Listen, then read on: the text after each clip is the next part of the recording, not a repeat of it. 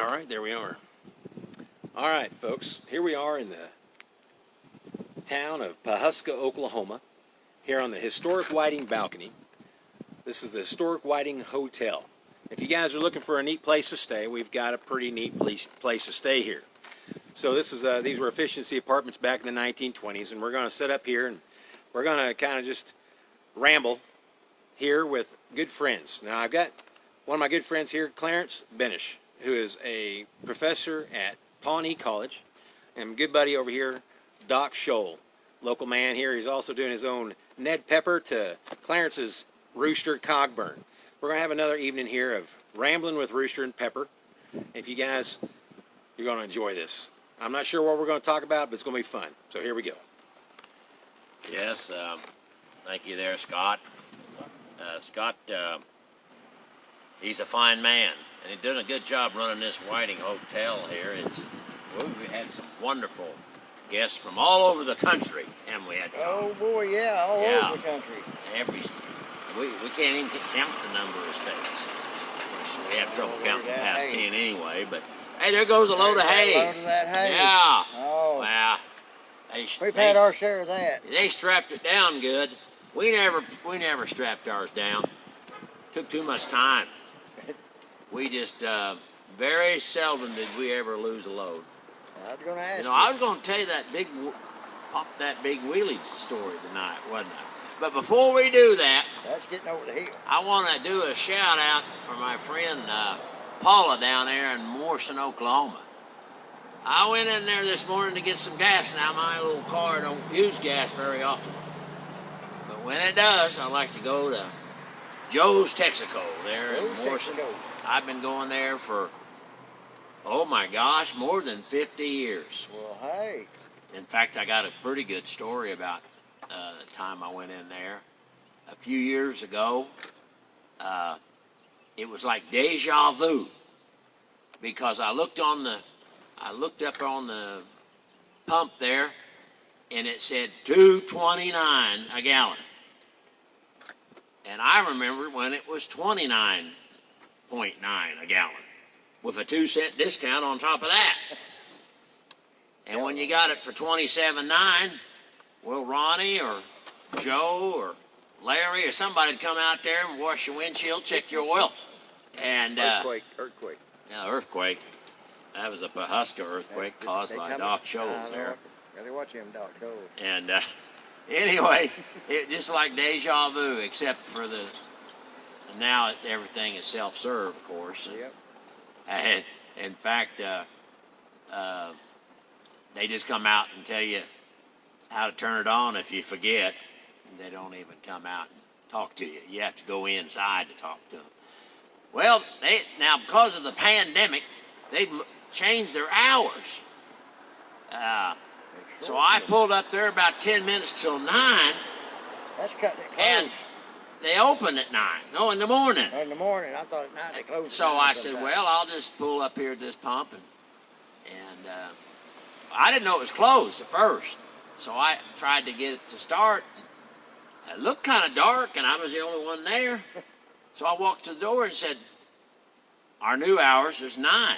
Open at 9. So I said, well, I'll just go wait. 10 minutes. Well, right at 9 o'clock, here comes Paula. Now, she's a pretty cute little heifer, and she went in there and just turned all the lights on and stuff. And I go in there, and I said, Paula, can you turn me on? And she said, I sure can, cowboy. I said, well, I need the gas flipped on too. Anyway, I got to chat with her a little bit, and now she's actually one of my volunteer saloon girls. She's actually worked at the Buffalo Theater a couple times. So she was jawing me a little bit, and I was jawing her a little bit. But I was really asking her to turn the gas pump on. I just said, can you turn me on? And she said, yeah. But so she's a genuine saloon girl. I even did a birthday party for her dad in Skeety, Oklahoma, the home of the bacon rind statue. Right. And back in the day, they would Osage around the square, Osage around that, which meant they Osage. They made a U-turn around the statue there on Main Street, and they drug that little one block there. That's what people. Skeety. Now, Skeety, in case you don't know, is a Pawnee word for wolf, and that's they were. I was telling Scott the other day. Pawnees are known as the wolves of the plains because they would dress in wolf skins and sneak up on the buffalo. Right. Even after they had horses, they did that. And of course, it was more stealth. Yeah, good. You know, you could get on a horse. They could see a horse coming, but they wouldn't necessarily see a man crawling on the ground, and if wolf hide on. You know, buffaloes aren't afraid of wolves unless there's a pack of them. So they knew that, and they get pretty close, and they could bring one down with a bow and arrow and probably a knife. Yeah, get on top of them. And there's a scene from the Dances with Wolves where they, one of the opening scenes, they crawling up on the ledge, and then they're Pawnees. Anyway, what are we going to talk about tonight? I don't know. What do you think we'll talk about? Oh, I could finish telling that story about the hay haul and pop the wheelie. Oh, that my wheelie gosh. coming over the hill. I was coming out of that creek bank.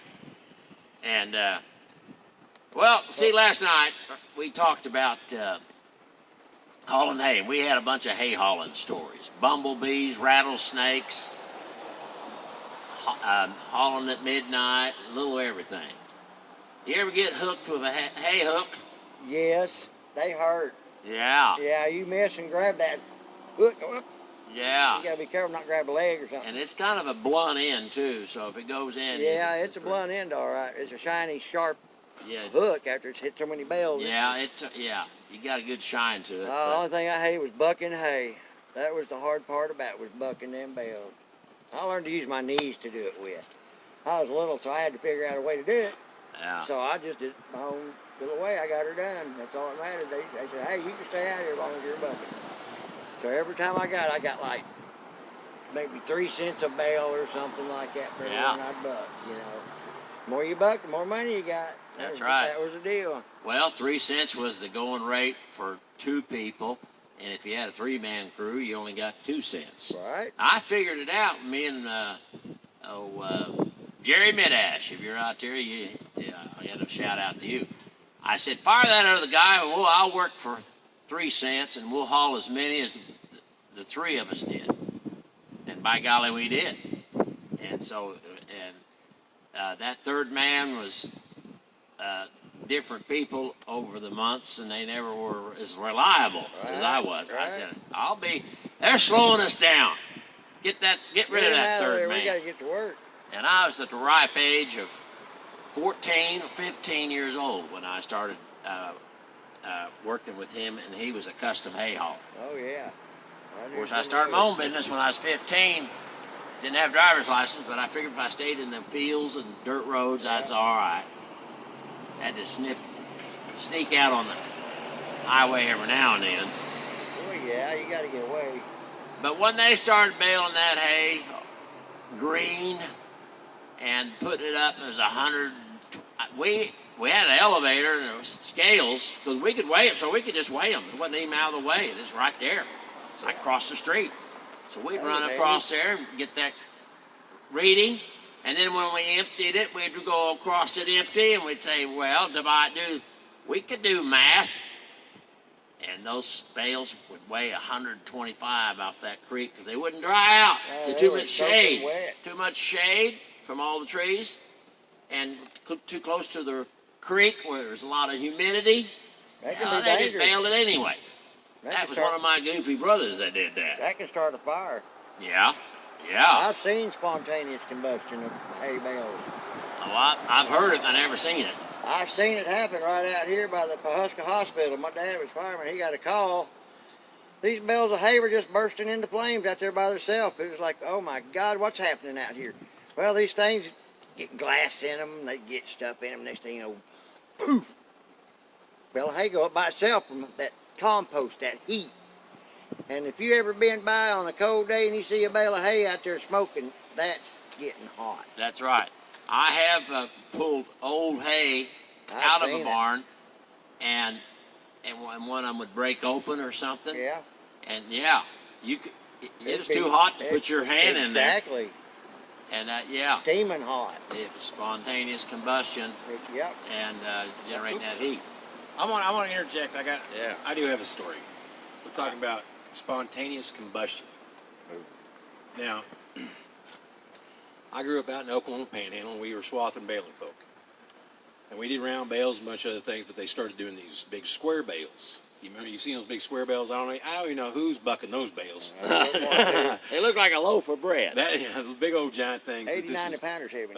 What's that? Paul Bunyan, I think he's bucking these bales. So anyway, we're out there in the Oklahoma Panhandle, down there around Shattuck, Oklahoma, and Brahms had put in a big milking operation for making their own milk, and they're feeding these cows. Well, they had baled up a whole bunch of feed in these giant square bales, and they built these 3 big giant barns, these big open top, or they're cover tops with open sides, and they stacked these giant bales in there. I remember my dad and I were driving by there, and they were baling, and Dad was sitting there, oh my gosh, that's green. They're baling that green. Oh no, not That's good. going to start a fire. That's bad. It's real bad because it gets that heat in there, and it basically builds up and burns. When that grass So anyway, there's 3 barns, big, tall barns, full of this hay, these big, giant square bales. All green? All green, and they were all full. And there was a week I was driving down. We were always running down to Shattuck for parts at the New Holland store. And I was on my way down there, and I see the smoke for the first time. And as I'm pulling up, and I'm getting closer, I'm like, oh my gosh, this is what Dad was talking about. I'm pretty sure. And as I got closer, I saw those barns. All 3 of those barns full of hay were in flames. And every single bale, every single piece of that was baled up green, and they burned like a giant chimney fire. I've never seen it like it. So that's the best I've ever seen. And then also, another thing is when they put them up too wet, sometimes they can squat. I don't know, have you seen a big round bale squat? They'll just it looks like somebody dropped them out of an airplane, and they turn flat. They stick once they start flat. drying out. Yeah, it's not good. Yeah. It's bad hay. It gets mold in it and stuff anyway. Yeah, you don't crack one. But I had to tell you this thing about that big old barn fire that I saw at Brahms that baled up those giant Paul Bunyan bales. Here, I'm gonna give it back to you guys. Well, I do have a barn burning story, but it ain't about hay. It's about tobacco. Oh, that tobacco. Hey, there we go. When I was in Kentucky, in Murray, Kentucky, far west Kentucky, it's Burley tobacco country. They raised popcorn and tobacco, 2 major crops. Yeah. And now those barns weren't that big, and they were all made out of wood, and they were kind of slatted. They let a little bit of air in sometimes, but it just looked like an old shack, really. Yeah, and they were tall more than long or wide. They did that for a reason. Yep. Because they Stacked hung them that on racks. Yep. They would wrap those leaves I can see them driving over drying a that rack, tobacco. Okay. and they'd build a fire in the middle. And the best time to go, I think, is around October. You can go out there on Tobacco Road, Real tobacco. and it's like you're it's like you're smoking a very fine cigar, because all those, if smoke really is coming out of those barns, they try to keep that temperature to certain degrees, but For the humidity. when the hinges get too hot to touch, and the gate opening on the doors get too hot to touch, then you got the fire a little bit too hot. But if you open that door and let more oxygen in, well, they usually lose 1 a year. And this was 25 years ago when I was being introduced to the tobacco drying process. And they said they could, one barn could hold a whole crop for a small farmer, but it would be insured for about $50,000 because that was 25 years ago. They can catch on fire, burn because the they crop could. up. Well, yeah, if they caught on fire, you lost the whole crop. Yeah. But it was. Other than that, there'd be hundreds of these barns. They're about the size of that building across the street. Not as long, but about that high, about that wide.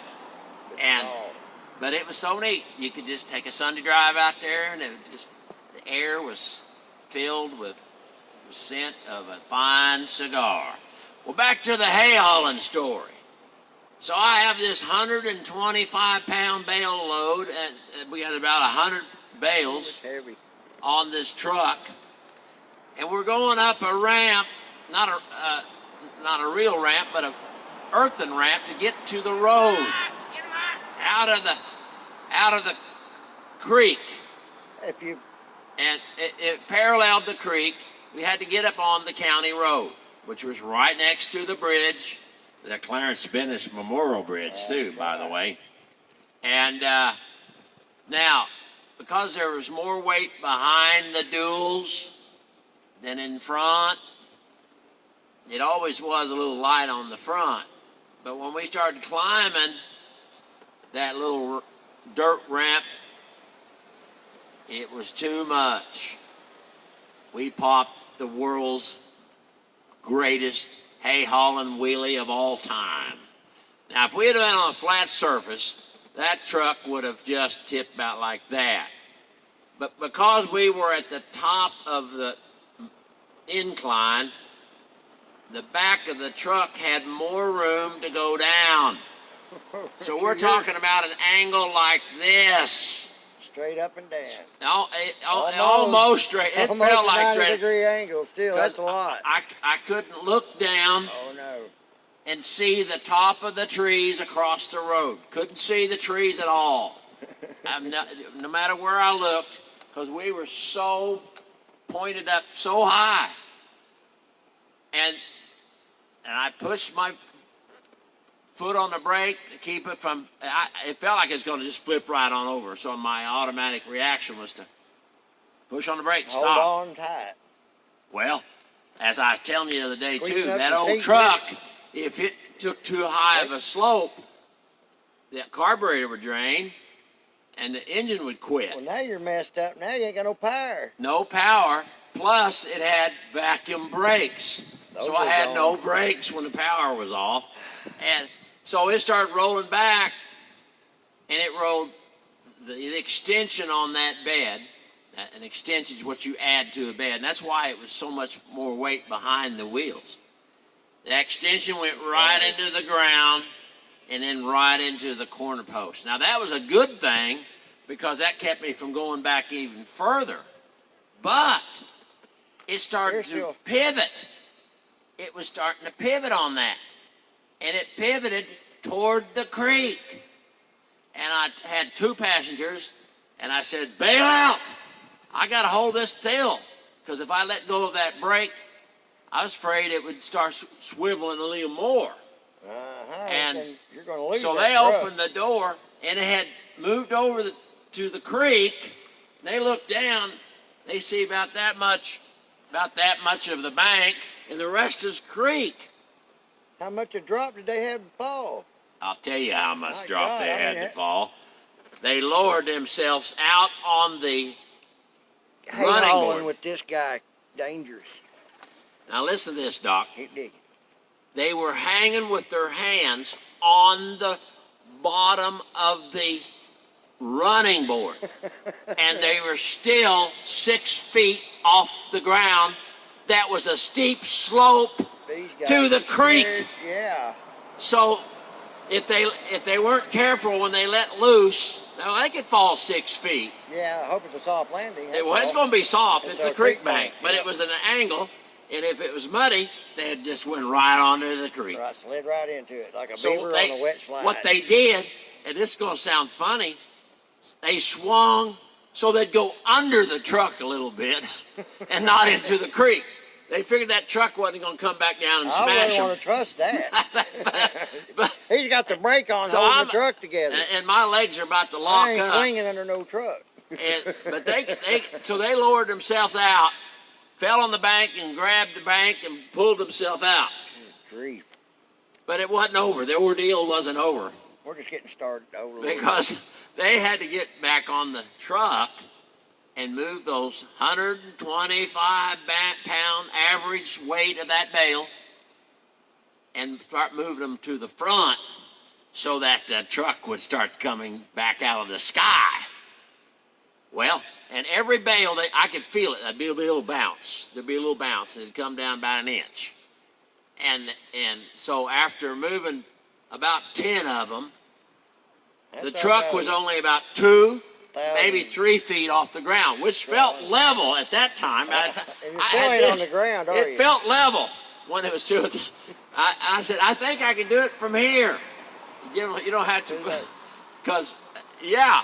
That front end I've been floating so high for so long that being a couple of feet off the ground, well, that's nothing. I can pull up, and hopefully it'll come back down to earth. There's a lot of cowboys that can relate to this thing. And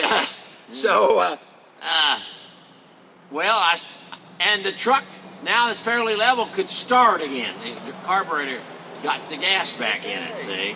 So it started, and I started to take off, and it did rise up a few inches, and then it came back down as gentle. I mean, it's like a feather landing on a pillow. It was a very soft landing because it was still too much weight back there. But we got up on the road, and we finished our mission. You made it. But I defied everyone out there to come up with a bigger wheelie than that, because we were probably at that angle with that truck. And I don't think anyone in history has popped a wheelie bigger than that with a load of hay. With the 1-ton truck on top of it. Yeah, well, was it? It wasn't a motorcycle. It was a 2-ton flatbed. 2-ton flatbed. With about 100 bales. But the they can get down. yeah. I've had backhoe experiences like that. Oh, tell them. Yeah, you about turned over a backhoe. Oh boy, let me tell you. Whenever your backhoe, or not the backhoe, but the dump truck. I loaded my dump truck with my backhoe. I had to go dump it. I was kind of working by myself, but anyway, I got this truck full of rock and dirt where I'm working this water leak, and I got to haul it off, bring in some fresh spoils. Well, about that time, I forgot to let my bed open on the back. I didn't release my lever to open the gate. So I raise up my bed, the load hits the back of the gate. Me and this dump truck do this. Okay. Whoa.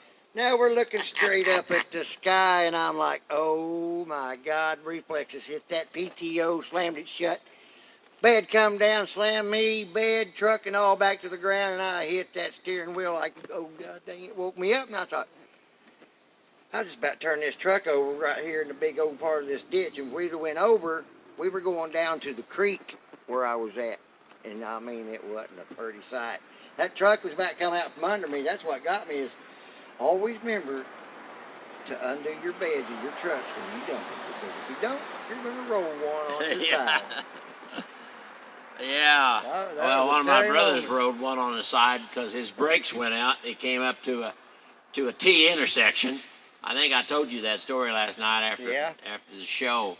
And, well, he was going about 30 miles an hour, and his only choice was to turn because he could not stop. He had no brakes. Oh, that's not good. So he turned, and that truck went up on its side, and it looked like it was almost going to come back down. It was at the very tipping point where it could have gone either way. 2 wheels on the side, and then it decided, well, let's just go on over, and it softly landed on its side. Just kind of like laid down. It didn't hurt him. Like a lazy truck. But it cleaned out his truck. I bet. The front dash. All of his... Now, he had a reputation of keeping a lot of junk in his car, in his truck, on the floorboard and the dash. One man made this observation, that the stuff on the floor was higher than the stuff on the dash. So passengers had to put their knees up to their chin in order to sit over there on the passenger side. Well, when he turned that truck over, and he wasn't injured, but all that debris went to one door. So he went and got a tractor and he set that back up. But when he opened driver's door, all that stuff came And he out. lost all of his And he stuff. said, well, I might as well just shovel the rest of it out and start over from scratch, Oh, you know. wow. That's one way to clean the truck out. Yeah, it was really quick way. Probably the only it was a quick way. way. Yeah. I mean, he got it all out in probably about 5 seconds. Yeah, you know. that was spontaneous, Yeah. so he didn't plan that. But guys got to be careful. You know, at the Leela Cemetery, Scott, which I showed you, in the middle of that cemetery, there's a tombstone of a young man. I forgot how old he was, but I think he either a teenager, but no older than his 20s. Well, I have to go back and look. And it says right on there, farm accident. Mm-hmm. And did you know that next to deep sea fishing, did you see that movie, Perfect Storm? Yes, Yeah, that's a yes. sad movie. Fishing boat. Where they went out and got caught in the Got caught in storm. a big hurricane and took that lost boat. everybody, That's yeah. a true story. That Yeah. really happened. Yeah, it happened more than once. Yeah, it has. That was just one that they showed about that happened. Well, you can look up labor statistics, and that deep sea farming or fishing is the most dangerous occupation there is in the United States. And second, though, is farming. So you people out there on those tractors and tay trucks and A lot of moving you know, parts. and when you get 14 and 15-year-olds running these machinery, yeah. Sometimes you do that, No, you get your finger in there and, oh! No, we were doing that the other day. We were talking about the guy who shot artillery. And I said, I made the statement, you won't find, these people reenact Civil War battles, and they'll have a battery of guns. And on every crew, there'll be one person missing a finger, because even when you're firing blanks, it's extremely dangerous. Yes. And so is farming Yeah. with this big old equipment and stuff. It gets hot and you got a lot of moving Oh, parts. yeah. I grew up out farming. We lost a lot of folks. Yeah. Yep. You can get And run over. that reminds me, I was probably about 12 years old, and I went across the road in the Cheever plantation, and he was just like an uncle to me. And he said, boys, get back there and poke that grain down in the drill, the wheat planter, called the drill for you city folks. And because he wanted to clean it out and get that last batch. And so you take a stick and you move that into the little channels that was going out, putting it into the ground. Poking it with the stick, folks. And poke it with a stick. Well, I was poking it with my foot in my shoe. And I didn't have a stick. I'll just, and it has a little auger that's drawing that grain down in a certain percentage, so it'll plant it evenly, you know. Right, getting it up there smooth. He's got his And it grabbed my shoe and pulled it off, and I was hollering for him to stop, and he did. You're lucky you went whoa instead of Well, go. I walked home with Oh. one shoe and one chewed up shoe, but I had 2 feet. Did you have all your toes when you got I done? still had all my toes. All right, just checking. But You and he gotta would run take it. equipment like danger here. And that's the first time we talked about sledding last night. Yeah, you're talking about the sledding hay. first sled I ever rode was on the back of that Cheever. He had a small tractor to pull his baler, and he said, "You boys want to ride?" And I said, "Yeah." And so we got on that sled that you hook up behind the baler, but he had it hooked up behind his tractor. Everett Cheever, who's I'm talking about, he was like an uncle to me. And he actually was killed in a tractor accident. So there's another warning. Be safe, folks. Be safe, you farmers and ranchers out there. Back up. What you're Heavy doing is equipment dangerous. operators, any of I know y'all you're out skilled and you get used to it, but be careful. there. I know that feeling. Anyway, I'll run back home.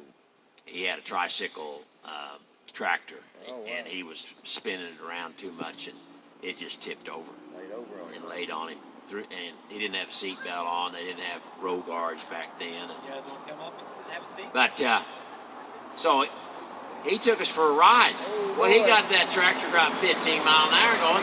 and then he would take a real sharp turn, and just like a snow sled, because when those sleds are supposed to be as slick on the prairie as a snow sled. Snow. Yeah, a sled on snow. Slick metal. And so we would just go. There's nothing to hold on. I mean, it's just solid metal. See. Yeah, there's no handles on it. There's no handle, nothing. That's right. You're just going there to the mercy of God. So, and of course, he knew what he's doing, and we just go flying off there. You know. Have you ever rode a car hood in the snow? Yes, I've rode a mini car hood around here. Yeah. Oh, boy. And you put a rope on that, and somebody pulls up a pickup or something. And then they want to whip you when around the corner and see if they throw you off or not. That's exactly what he did, except we did it with a hay sled in the hay field. Oh, man, that's not soft. Well, it's not as hard as a street or a dirt road, because you got some grass to cushion your fall a little bit. And besides, we just kind of rolled off. We were already dang near on the ground. So there wasn't no fall to it. We just rolled off. Yeah, I get it. No hurting. It's like those snow. When you went off that snow sled, you fell in snow. You fell in snow. It was just as hard if it was frozen. Yes, sir. Now, if it's frozen, that could hurt. Yeah. But, you know, that grass wasn't frozen. No, that grass could be a little softer. It's thick enough. It's the sticks and the it's the rocks and the cuckaburs and them and them briar patches. They'll get you. Now you know why I wear my But you know, other than that, it was a lot of fun just to playing around. Like and so, but he had to be careful. He didn't want to be. Send one of the boys home with a foot missing. No, like a guy lost his boot over here. You know, you never know when that boot might take the foot with it. That's dangerous. You know, I think I've seen that equipment work like that. You gotta be careful, yeah. I think he told me this story, and I want to see if you ever heard this, Doc. Okay. You ever heard of a whip snake that can grab their tail? That is a blue racer around here. Blue racer, and they can get a big circle, make a big circle, and roll like a bicycle. They grab their tail and they'll chase you like a bicycle will roll down. Yes. They make blue racer. They can get away fast. He swore. I've seen he was plowing, and he had a blue racer coming after him. Oh, He was pulling a plow with a horse. This was the early days. And he's got this blue racer. Blue racer's coming, and that's the craziest snake you ever saw. Anyway, he's still plowing, and the horse is going as fast as it can. But anyway, he maneuvered that snake to where it got into the row. Okay. Got into the hay road. The plow. What's that called? Yeah, I miss my terms the here. row, the plowed row. That you're putting the dirt back into the furrow. The farrow. Yeah. The farrow when they plowed up. Yeah. He got that snake coming down that farrow, see, and so he raced right toward him, and buried him. Buried him in that farrow dirt. Yeah, and that dirt came over and into the. Yeah. I get it. Anyway, that sounded like a rooster tail to me. Yeah, me too, but I've seen blue racers out here. They're on the prairie out here, and they roll downhill fast. And you seen them grab their tail and do that? Yes, sir. They grab their tail, and it's a defense mechanism to get away fast or get to you fast, one or the two. Yeah, to attack or to run. Yep. It's both ways. If you're too close, they're going to roll right at you and get there as fast as they can and get away. Well, come to think of it, maybe the snake was going the other way and he was catching up to it. That might have been it. Yeah, he plowed it under. Yeah, but anyway, he was in that rut, and he got plowed under. So a lot of things can happen out there. That can happen real quick on the prairie. I've seen things out there that, animals get into things you never know about out there, but it's just part of being the way it is with these electric lines and things like that hanging around out there. You never know, birds land on and they get And cut. the buzzards, when they start circling, something's dead. I remember one night, no, it wasn't a night, it was late afternoon. We'd been hauling for about 20 hours, nonstop. And the buzzards started circling. That's because they worked 20 hours and started stinking. And we stinking so bad that they thought something was dead. That could have been it. But we looked around. It could have been him because you never know. We looked around and there wasn't any dead animals, and we thought those buzzards got us picked out. Yeah. And we're sending our stink way up. That's a bad sign if that's happening. I told them, I said, boys, it's time to quit. And you go, hit the showers here.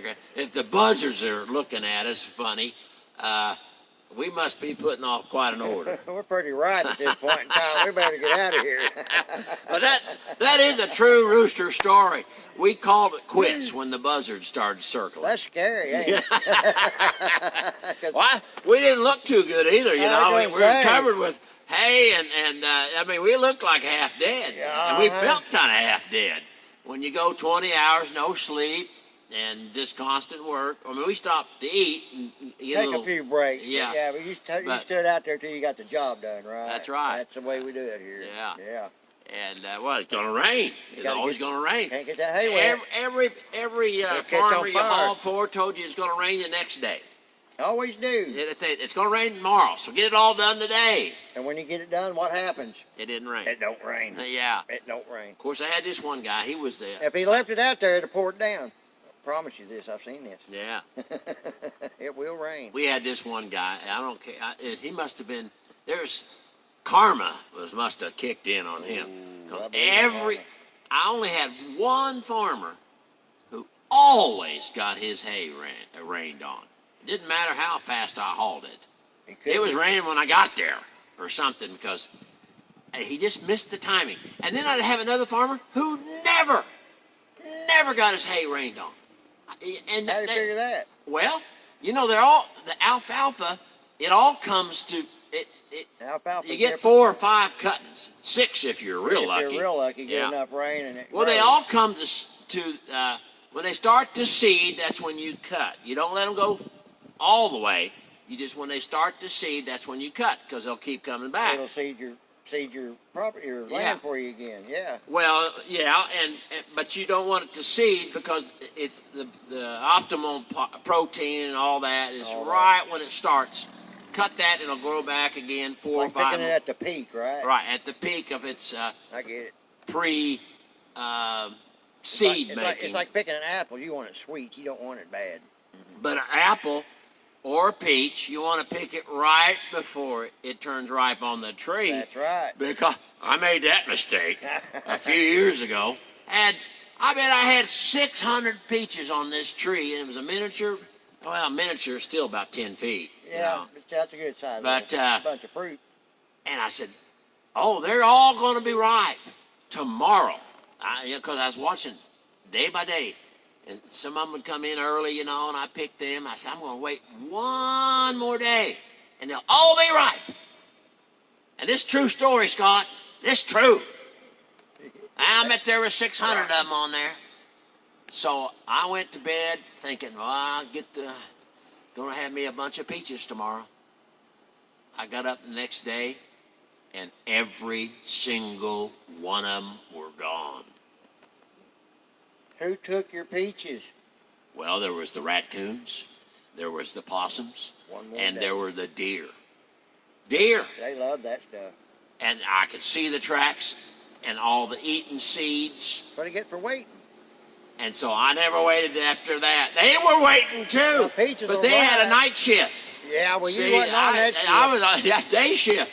And so you lost a whole crop of peaches. I lost a whole crop. Because I waited. My favorite fruit. So that's the way it is on alfalfa. You don't want it all start.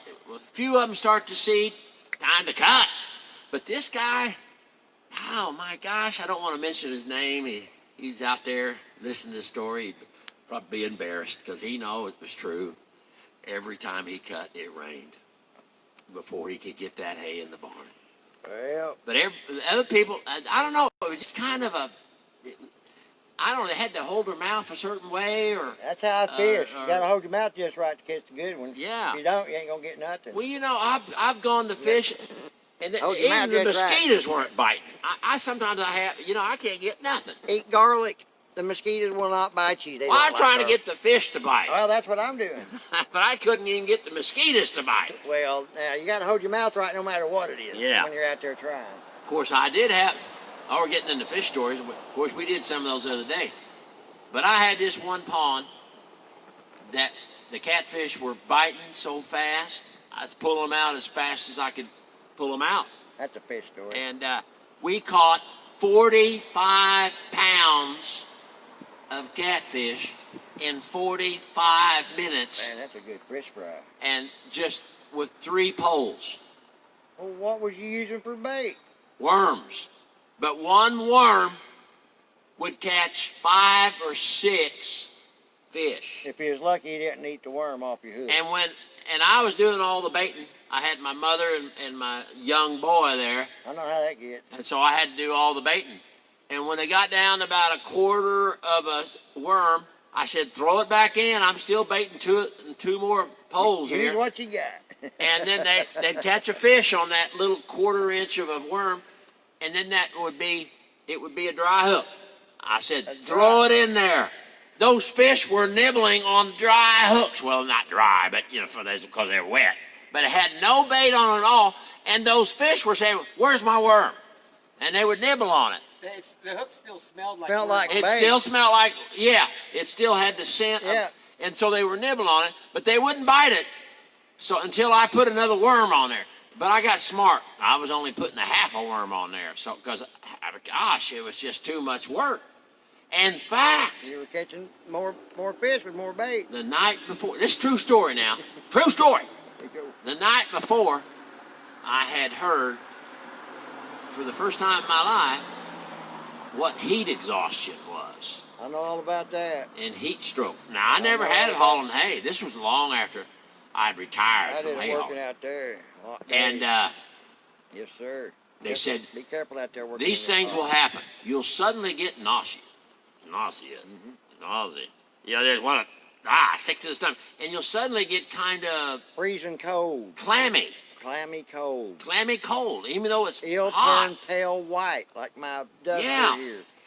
And it know all what that happened is. at once. Yep, and it happens fast, and it Well, sneaks I was up on baiting you. all these, You be careful out there getting hot, but I trust you. That's dangerous right now. Well, all those happened just like they said on the TV.